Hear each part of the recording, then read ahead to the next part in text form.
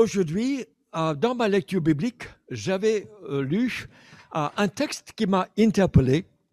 Et c'est intéressant que parfois, quand on lit la Bible, il y a des textes qui ne sont pas vraiment des terrains battus, mais qui nous sautent aux yeux, ou plutôt qui nous grippent aux tripes. Et c'est le Seigneur qui m'a saisi, qui m'a permis de l'écouter. Et j'ai voulu parler sur ce texte, et puis je me suis rendu compte que cela introduisait en même temps cette semaine de nous approcher de Dieu, de chercher Dieu dans la jeûne et la prière. Si vous avez vos Bibles, vous pouvez tourner au Esdras, au chapitre 8. Nous allons parcourir quelques-uns de ces versets. C'est un nouveau départ pour le peuple de Dieu, comme pour nous. Et je crois qu'ici, c'est une parabole. De même que nous commençons une nouvelle année, nous venons de passer une année assez compliquée et certains ne sont pas arrivés au bout de l'année. En France et partout dans le monde. Donc, c'est vraiment une grâce. Comment cette nouvelle année, on peut prendre un nouveau départ pour sa vie. Et de même que Israël, le peuple de Dieu, a été renvoyé du pays, renvoyé de la sécurité, de leur maison, de leur terrain où ils faisaient nourrir leur famille, où ils vivaient en communauté. De même, nous avons vécu des épreuves. Comment faire et vivre un nouveau départ cette année? Et de même qu'après 70 ans, c'est Dieu qui a tourné le cœur du roi Cyrus pour les libérer et promulguer un édicte qu'ils partent, qu'ils regagnent le pays. Et c'est là où 42 000 sont repartis. C'était pas tout le monde. Certains qui se sont installés à Babylone étaient dans le confort et ne voulaient pas braver les dangers de tout reconstruire, tout refaire. Mais parmi ceux qui se lèvent, c'est intéressant, ils notent les prêtres, les lévites qui servent les prêtres et aussi les chantres, ceux qui étaient à la porte du temple et aussi qui gardaient la trésorerie. Donc, c'était indiqué, ceux qui se lèvent, et Dieu sait, Dieu connaît chacun qui l'appelle à lui, chacun de nous, il nous connaît par nom et il nous invite à voyager, pas jusqu'à Jérusalem terrestre, mais jusqu'à son demeure, Jérusalem céleste, et ça pour nous accueillir pour l'éternité. Et donc, cette nouvelle départ, que Dieu soit avec nous, qui nous équipe et qui nous prépare. Avec l'édicte de Cyrus, ils ont posé l'autel et les fondations. Et puis, toute cette envolée. Les ennemis se sont levés et ils ont mis barrage pendant 16 années. Et on ne pouvait plus travailler. Le gouverneur local est venu demander les permis de construire. Il a voulu les noms de ceux qui construisaient et les noms du gouverneur du projet et les faisait compte au roi assyrien, à Darius. Chaque effort pour Dieu sera protesté, contesté. Parce que nous vivons aussi dans un monde qui s'érige contre Dieu. Chose intéressante pour nous et aussi pour nous encourager. Et que, suite à cette demande persistante du gouverneur samaritain du pays, ils ont fouillé dans les records du roi Darius, ils ont effectivement trouvé les édicts et le roi a donné toute autorisation et que l'opposition cesse. Et en plus de surcroît, on fournit jusqu'à 4 tonnes d'or et blé et du vin à ceux qui travaillaient pour la reconstruction du temple et sans les impôts. Donc, quelque part, Dieu, quand il veut agir, bénir, il n'y a rien qui puisse l'empêcher. Et même, il peut tourner les rois qui autrefois tenaient captifs pour permettre que ces mêmes rois fournissent l'argent ou le bien pour le travail de Dieu. Et donc, 4 ans plus tard, le temple est construit. C'est plus petit, mais ce temple, deuxième temple, a duré plus que le temple de Salomon qu'ils avaient donc commencé à construire. Donc, Dieu peut tourner, que Salomon avait construit dans toute sa gloire, pardon. Dieu peut créer, amener au bout. L'enjeu n'est pas le temple. L'enjeu n'est même pas le peuple d'Israël. L'enjeu est que Dieu a choisi pour bénir. Et comme pour vous, s'il vous choisit, c'est pour vous bénir, pour que vous-même vous transmettiez la bonne nouvelle, le seul moyen pour arriver au ciel en Jésus-Christ. C'est nous qui sommes donc précieux aux yeux de Dieu pour ce monde est capital. Il veut donc compter sur nous. Cette année, il y aura des difficultés. Mais si nous nous approchons de Dieu et si nous comptons sur lui, c'est lui qui assure et qui fera de sorte que son salut dans ta vie ou à travers de ta vie arrive. Parce qu'il veut bénir. Il est plus puissant que les rois de ce monde ou les problèmes, les ennemis qui s'élèvent, que ce soit virus ou autre. C'est la parole, souvent, qui est derrière. C'est la parole de Dieu que Dieu nous donne, qui nous met dans nos vies, dans nos cœurs, qui permettent qu'on se relève et qu'on bâtisse de nouveau. Et le temple, donc, est reconstruit malgré l'opposition. Après, si vous connaissez la vie d'Esther, on nomme parfois les filles après cette princesse, elle a dû se battre pour que son peuple ne soit pas exterminé, complètement effacé de la carte. Et puis finalement, on arrive ici à un moment de découragement, de plafonnement. On arrive à dire, zut, on est dans le pays, on a un petit temple qui est là, on veut notre peau et il y a encore des ennemis autour de nous, c'est pas drôle, et le pays est en désastre. Et parfois, on peut baisser les bras, on se lance, mais pour arriver jusqu'à Néhémie. J'aimerais regarder ensemble donc Esdras. Ce moment d'indifférence, lâcher prise, c'est trop, je peux plus. On baisse son effort. Et ça fait une année difficile. On peut vouloir aussi une petite pause, un repos, on laisse tomber. Mais Dieu lui-même avait un plan, un projet pour venir dans le pays, pas abandonner.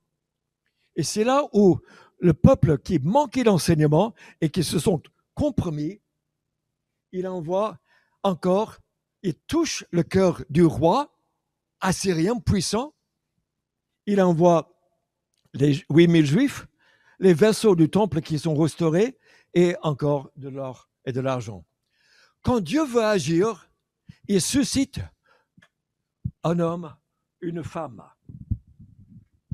Pendant cette semaine, chers frères, chères sœurs, prenez le temps que ce Dieu permette que votre cœur soit ravivifié, fortifié, renouvelé, et que lui-même agisse.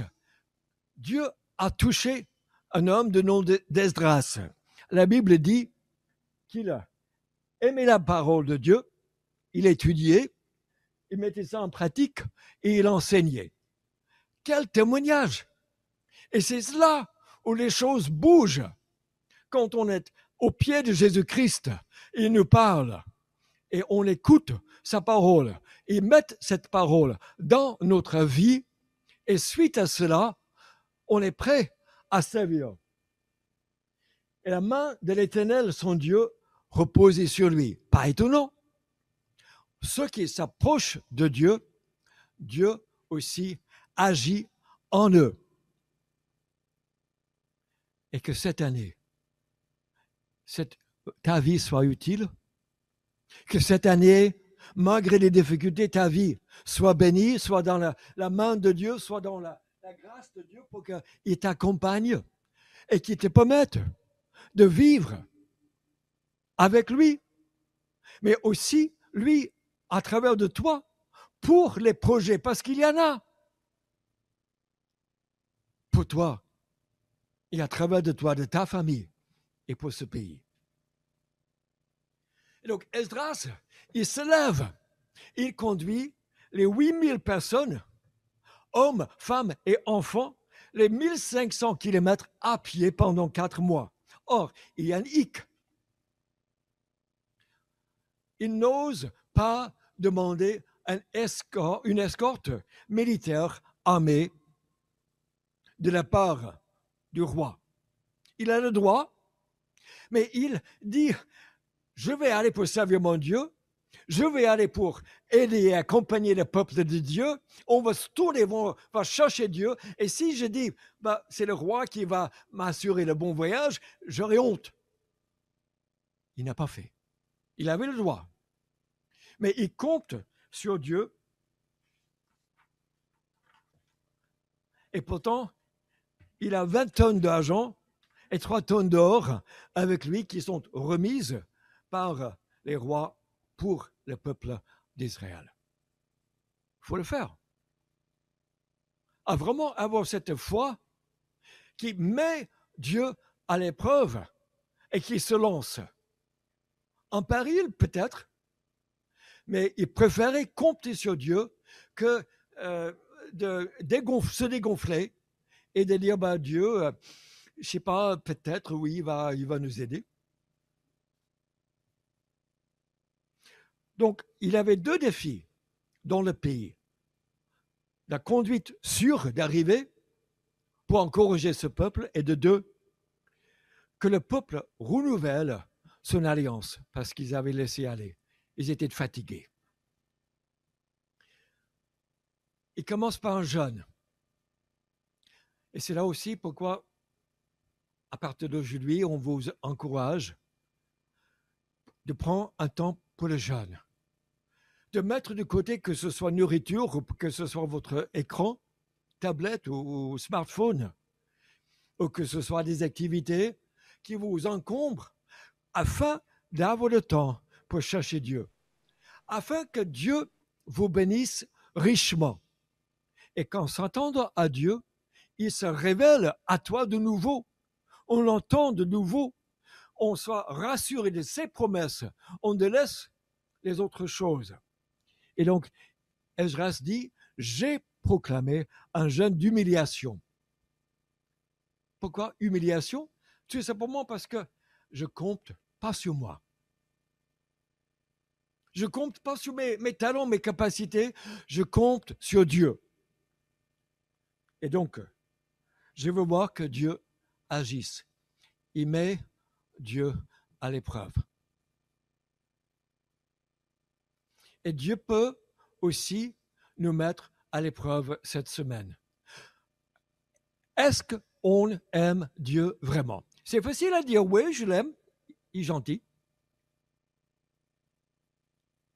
Mais s'il n'y a pas de suite, s'il n'y a pas de sacrifice, s'il n'y a pas d'obéissance, quand il nous appelle, Abraham, il lui a demandé son fils béni par qui il allait donner un héritage et bénir ce monde. Et Abraham a remis Isaac sur l'autel. Et Dieu l'a béni en disant, maintenant je sais que tu me crains. Alors, cette semaine, qu'as-tu mis sur l'autel pour Dieu, qui montre que vraiment, que tu l'aimes, prêt à le suivre et lui permettre de se manifester vraiment dans ta vie? La réponse donc, et c'est le verset clé de ce texte, la réponse se trouve en versets 22 et 23. Face à cette offre d'une armée, Esdras dit, il a honte de demander une escorte armée, il dit, la main de notre Dieu repose sur tous ceux qui le cherchent, qui le recherchent afin de leur faire du bien.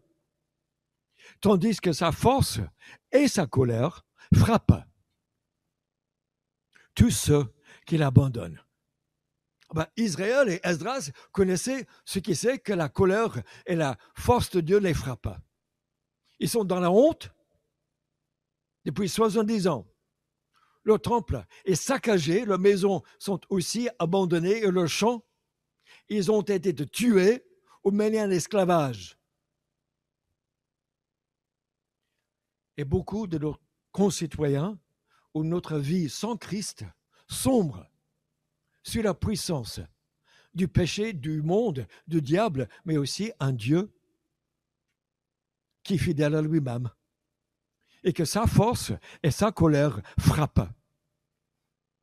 Et ce monde, en ce moment, pour beaucoup, n'est pas drôle pour la vie, pour vivre. Mais la main de notre Dieu repose sur tous ceux qui le recherchent afin de leur faire du bien. Oh, ça semble drôle, curieux même. Chercher Dieu, pourquoi dois-je le chercher? Il est omniprésent. Et pourtant, Dieu dit, si vous me cherchez de tout votre cœur, vous me trouverez. Encore dans le jeûne. Ça veut dire que je t'aime, Dieu, je veux apprendre à t'aimer, et les autres bidules, les bricoles, les babioles qui me remplissent et qui me divertissent, je les mets de côté pour de vrai, pas du toc, pas du passager, mais de l'éternel, pardon. Et donc, pour ceux qui recherchent, mais ça, pour nous, il se révèle, Dieu se révèle, c'est lui qui se révèle, c'est pas nous qui faisons le bras de chair avec Dieu, non, il se révèle, parce qu'il teste nos cœurs, il sait qu'on veut, on le veut. Et donc, pour ceux qui le recherchent, il se révèle. Et la main de Dieu fait du bien. Il a rassemblé le peuple pour servir. Il a disposé les rois pour soutenir le temple. Il a gardé ce peuple sur la route, les hommes, les femmes qui portaient, avec les enfants, qui portaient des tonnes d'argent et d'or et étaient des cibles, des proies faciles. Quel bien Dieu veut-il te faire cette année? Qu'est-ce qui t'a mis dans ton cœur? Quels sont tes désirs? Qu'est-ce que Dieu veut faire pour toi? Et c'est en s'appliquant à le chercher qui t'aidera à les vivre pour sa gloire et pour faire du bien aux autres, pour le plus grand bien. Mais sa force et sa colère frappe tous ceux qui l'abandonnent. Toujours des choix délicats, parfois difficiles à percevoir, mais qui sont devant nous. À la fin de la route, nous aurons des comptes à rendre. De même qu'à la fin de la route, Esdras a mis coupe par coupe et kilo par kilo d'or et d'argent dans la trésorerie du temple. Il a fait un bilan, il a envoyé au roi Artaxerxès.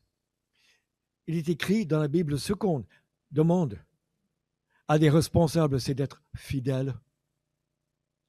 Et que Dieu nous trouve fidèles là où il nous a placés, les dons, les talents, les capacités qu'il nous donne, pour bénir, pour servir, pour apprendre à aimer nos prochains. Parce qu'aussi on rendra des comptes. Et qu'on puisse aussi avoir un compte qui est positif. Devant Dieu, où il te dit, bien fait, serviteur bon et fidèle. D'ailleurs, au début de ce chapitre, tous les noms, le nombre sont listés. C'est assez curieux pour nous, mais pour moi, c'est que précieux sont ceux qui œuvrent pour Dieu. Si toi, tu te lèves, Dieu, il a noté. On est sauvé par l'alliance. Ce n'est pas les actes qui sauvent, mais Dieu tient compte. Et c'est notre acte qui montre que j'aime mon prochain, j'aime mon Dieu, je fais quelque chose. Et Dieu note. Mais il y avait une crise. La crise n'était pas que des ennemis extérieurs, qui intimidaient, qui venaient pour contrôler ou pour mettre des barres dans les roues, mais aussi une crise de fatigue, une crise de on ne sait pas faire ceci. On est des rescapés, on est des gens qui arrivent, mais donc finalement, il y a l'indifférence qui s'installe. Mais encore pire, par manque d'enseignement, on se met à un mélange avec les gens du pays. Et les pratiques pour lesquelles Dieu les avait livrées, les gens disent, c'est une belle femme, je me débarrasse de ma femme, je prends l'autre. Outrage.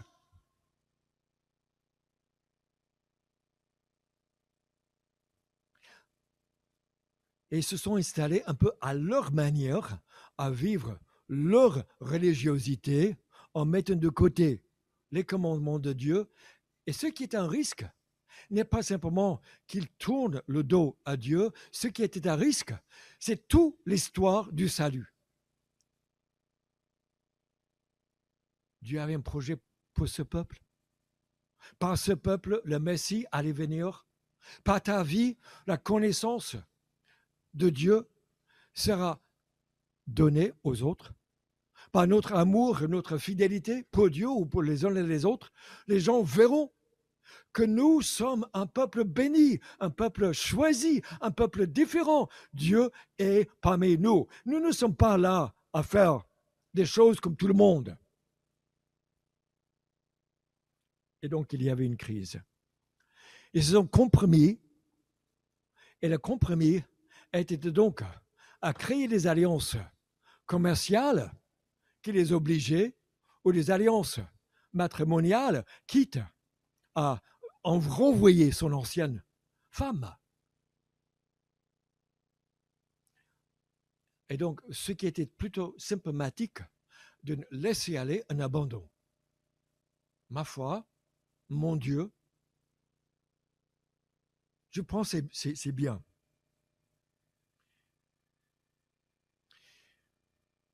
John Piper dit donc, les plus grands adversaires de Dieu sont ses dons.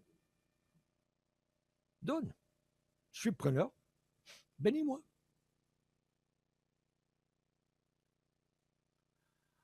Mais notre Père qui est aux cieux reste ici.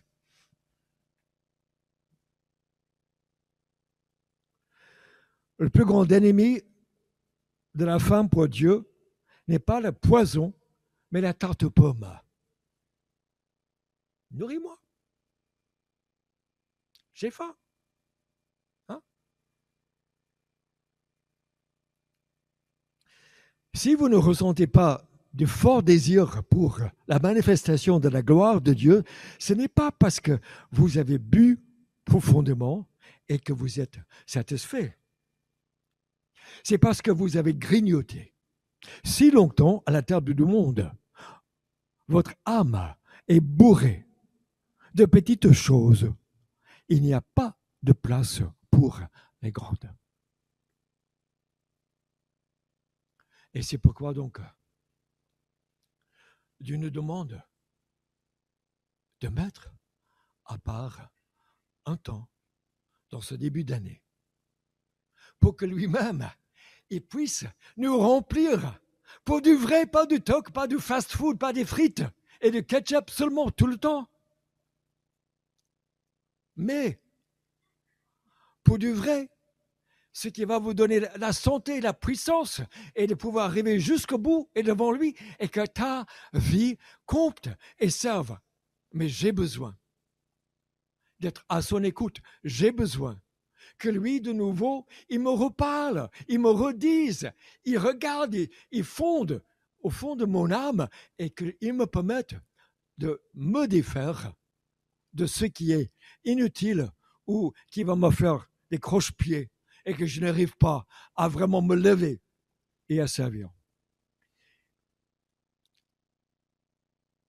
Le mot dans le texte que Esdras utilise est un mot intéressant. C'est le mot en hébreu bédil, qui signifie alliage, éteint ou scorie.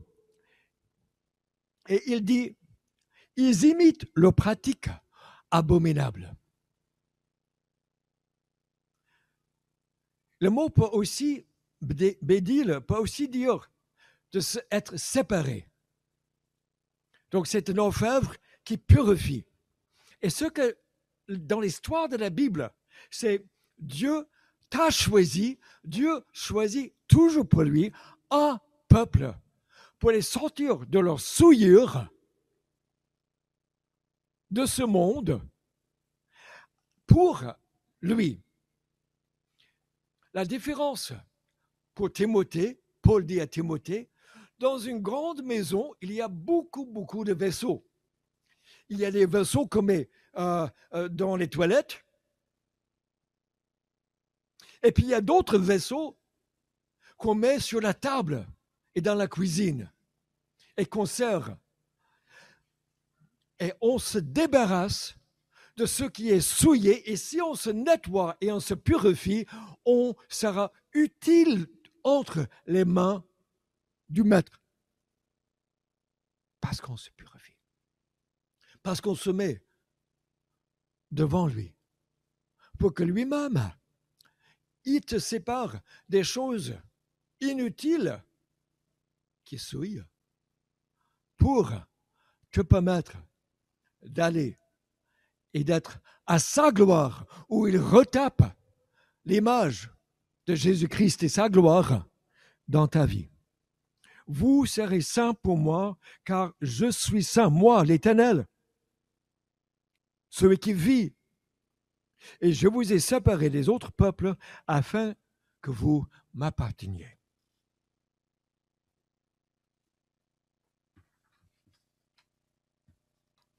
Et donc, Esdras, qui aimait cette parole, et que cette parole était dans sa vie et son cœur, qui était venu en Israël pour instruire ce peuple qui avait relâché.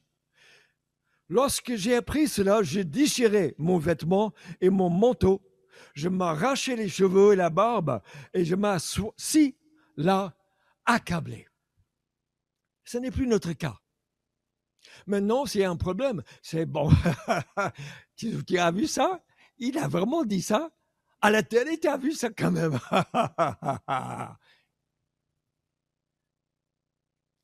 Et on rit de tout et n'importe quoi. Et on n'est plus accablé. On ne sent plus le mal, la malaise.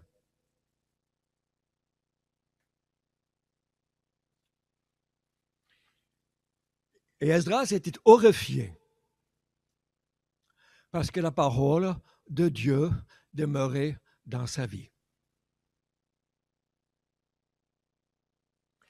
Ils avaient connu donc l'épée, l'exil, la honte, l'esclavage, la destruction de leur pays, de leur temple.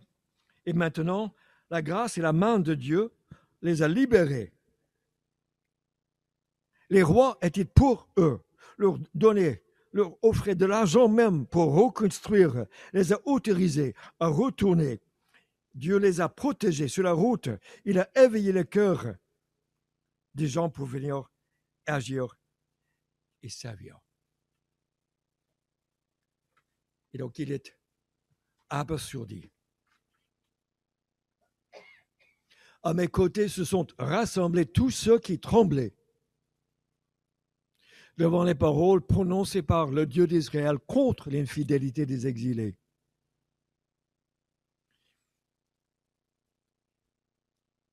Dieu a dit à Isaïe, « Voici sur qui je porterai mes regards, sur celui qui est humble et qui a l'esprit abattu, sur celui qui fait preuve du respect de ma parole. » Isaïe 66, verset 2.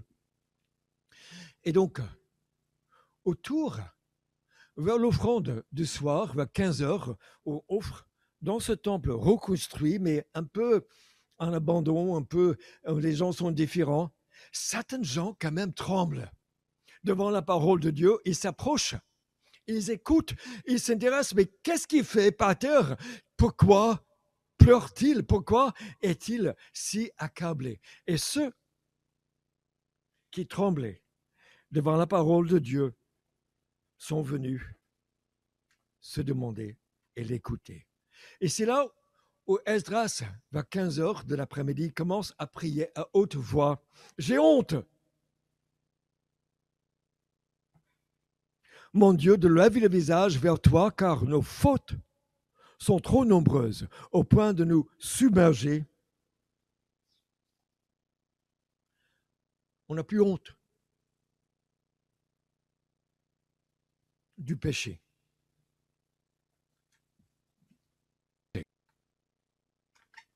Tu avais dit, le pays lequel vous entrez en possession est souillé par les impuretés, par les pratiques abominables. Et nous avons péché. Esdras se reconnaît parmi le peuple de Dieu. Il ne s'en distingue pas. Pourtant, tu nous as donné des rescapés, mais maintenant, tu risques de nous exterminer pour de vrai, pour de bon.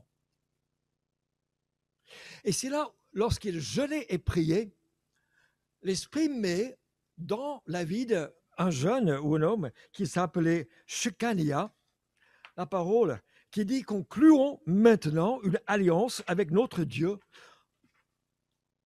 Et les anciennes alliances, nos méchancetés qu'on avait faites, on s'en défait, on s'en détourne. Alors le problème était qu'ils avaient pris des femmes du pays qui étaient interdites pour les Juifs,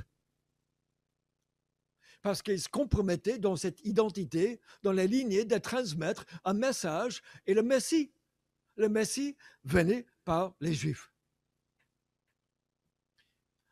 Et donc, ils ont pris la ferme décision de se réunir. Et ceux qui s'étaient compromis renvoient leurs femmes avec leurs enfants du pays, qui étaient des Samaritaines, qui étaient illégales. Alors, ça nous semble très compliqué, certes, et Dieu ne nous demande pas cela si nous sommes engagés avec, il nous demande d'abord de nous engager avec prendre comme femme une chrétienne, un mari, un chrétien, mais si on est déjà en mariage avec quelqu'un qui n'est pas croyant, en 1 Corinthiens 7, Dieu dit de ne pas se séparer. On peut sanctifier, on peut sensibiliser cette personne par notre vécu, par notre vie, par notre attitude d'amour, de pureté, de sainteté vis-à-vis de ce Dieu. Mais à l'époque, puisque le Messie dépendait de cette lignée tracée, le plus difficile était à faire. De faire comme un tribunal et de renvoyer. Et un quart étaient des chefs, des prêtres du pays. Oh, franchement, ce n'allait pas fort. Jésus avait dit aussi, dans le sermon sur la montagne, si ta main te cause à pécher, coupe-la. Si ton œil t'empêche d'entrer dans le royaume des cieux, il faut mieux entrer dans le royaume borgne plutôt que bienvoyant. Ce que Dieu veut, quelque part, nous coûte. Et cette semaine, que Dieu nous aide. Venons nous placer devant lui, et lui qui veut te bénir, mais on peut l'empêcher. On peut le garder à distance, au bras le corps. On peut chercher les dons que Dieu nous donne, mais ça ne durera pas. Dieu est un Dieu jaloux. Il n'acceptera pas de nous donner, de nous bénir, sans que, tout en lui tournant le dos, en le méprisant.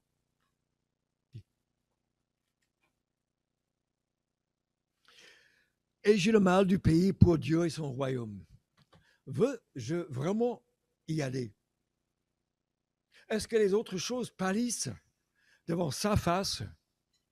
Suis-je prêt à ne pas construire mon royaume ici-bas, mais pour l'éternité, celui de Dieu, et participer, et lui faire confiance que ce qui me manque, ce dont j'ai besoin, il est capable de me donner dans son temps, de sa manière. Ai-je mal du pays pour Dieu à ce point? La main de Dieu, donc, repose sur tous ceux qui le recherchent. Recherchons-le. Recherchons-le, source de notre bien, qui veut vous combler de son amour. Et enfin, avec moi, de la plénitude de Dieu, et de se régaler avec moi à la table de sa grâce. Donc, une fin pour Dieu. Avant de nous séparer dans les petits groupes par Zoom et dans la salle, quelques questions et puis Camille va nous transmettre les autres par WhatsApp ou tu peux déjà les envoyer. Êtes-vous en marche vers cette cité céleste ou plutôt découragé? Ou êtes-vous resté encore comme avec le confort de Babylone au pays sans vraiment vous embarquer pour ce voyage pour que Dieu vous bénisse? La route est longue et difficile. Si tu cherches Dieu, il te bénira. Sa main reposera sur toi. La route peut être difficile, mais avec Dieu, tu arriveras. Et la route n'est pas qu'ici-bas. La route n'est pas 2021, décembre 31 décembre. C'est plutôt l'éternité. Et Dieu veut vraiment bénir plus que ce qu'on imagine ou peut penser. Mais si on l'abandonne, même s'il te semble béni pour le moment, ça se retournera si tu l'abandonnes. Il se mettra avec sa colère et sa force contre toi. Et puis finalement, notre appel est très, très, très élevé d'être peuple de Dieu. Le monde te regarde. Le monde veut voir Jésus-Christ. Le monde veut savoir qu'à travers de ta vie, tu es émissaire, tu es ambassadeur pour Jésus-Christ. Sauve le monde. Il te regarde. Il veut savoir qui est ce Dieu qui t'envoie, en qui tu fais confiance. Et d'être le peuple de Dieu, il te donne son trésor de sa personne, son évangile, sa parole, son esprit. Transmettons-les à bonne séance à une génération future. Donc, dans les groupes, les questions sont les suivantes. Et vous pouvez discuter sur ce qui peut-être t'a marqué, sinon, dans ce texte. Mais il me semblait utile de revenir à la question du péché. Est-ce que je sens quand il y a quelque chose qui accable? Ou est-ce que je suis plutôt indifférent?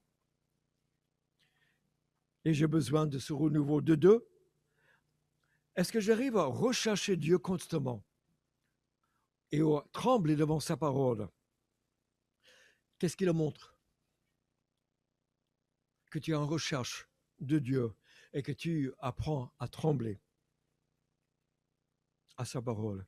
De trois, ai-je faim de Dieu et de sa justice, comme le montre je par mes sacrifices pour l'aimer.